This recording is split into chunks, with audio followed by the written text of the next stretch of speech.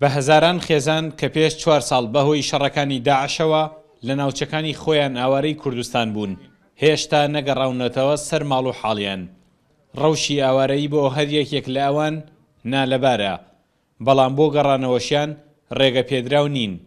ناوچەکانیان داعشی تیادا نییە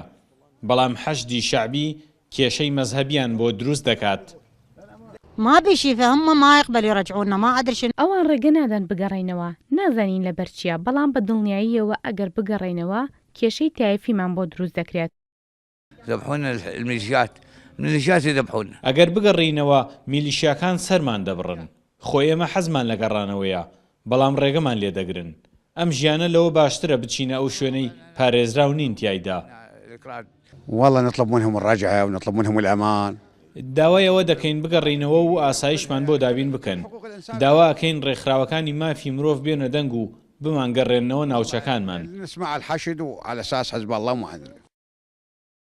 ئەگەرچی حکوومەتی عێراق کۆتای هاتنی شەڕی داعشی ڕاگەیاندووە بەڵام ئەو هەواڵە بۆ خێزانە ئاوارە عەرەبەکانی ناوەڕاستی عێراق سەرنجڕاکێش نییە چونکە دوای داعشیش نە حکوومەت و نە هێزەکانی حەشدی شعبی ئەو زەمینەیە ناڕەخسێنن کە عەرەبە سوننە ئاوارەکان بۆ ناوچەکانیان بگەڕێنەوە ئەمە بێت چۆن ئەم بێت چارەسەر بکرێ ئەمە پەیوەندی بەوەیە کە تا ئەم دەقەیە دۆخی عێراق دۆخێکی ئاسایی نییە دۆخی عێراق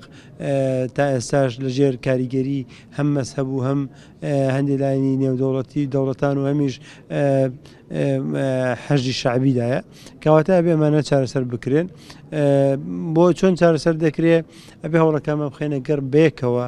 بیر لەوە بکەینەوە بیرە بێکەوە ژیان و بێکەوە چارەسەرکردنی کێشەکان بە شێوازی ئاشتیانە بکەینەوە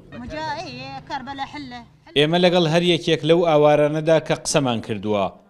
میوانداریکردنی هەرێمی کوردستان بۆ ئەوان بە گەورە وەسف دەکەن ئەوان لە ترسی سەروماڵیان کۆچیان کردووە لێرە سەروماڵیان پارێزراوە بەڵام هەمیشە بیریان لای گەڕانەوەیە چونکە کوردوتەنی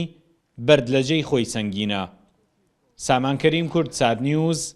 کفری